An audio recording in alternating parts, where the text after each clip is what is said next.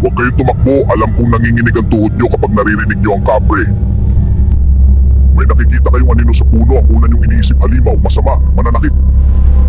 Ako yung malaki at maitim na nakatira dito sa Balete. Ilang daang taon na ako nandito. Alam niyo ba kung bakit may nananakot na kapre? Noong una sinubukan namin makipagkaibigan sa inyo. Lumalapit kami, nag-aalok ng prutas.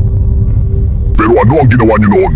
Tinakbuhan niyo kami, tinawag kaming halimaw at sinubukan kaming tangkain kaya natuto kami. Pero hindi ibig sabihin nito na lahat kami ay masama, may mabait din. Gaya ng sa inyo, may iba't ibang ugali kami. May mga katulad na ayaw lang ng gulo, gusto lang ng tahimik na buhay. May tumutulong din kapag may naliligaw. Pero meron din kaming mga kasamaan na mapaghiganti. Yung mga nasaktan o inabuso ng tao noon. Sila yung tunay na nanakot at nananakit. Kaya huwag niyong sabihin na pare-pareho kami. Ang payo ko, igalang niyo lang ang tahanan namin. Huwag niyong putulin ang puno ng walang pasintabi. Huwag niyo kaming hamulin kung hindi niyo kami kilala. Respeto lang ang kailangan namin. Kaya sa susunod na makarampi ng kaba dito, isipin niyo, baka ako to nagmamasid lang o baka naman iba to. Kaya mag-ingat pa rin kayo. Hindi lahat ng nasa dilim ay kaaway pero hindi rin lahat ay kaibigan.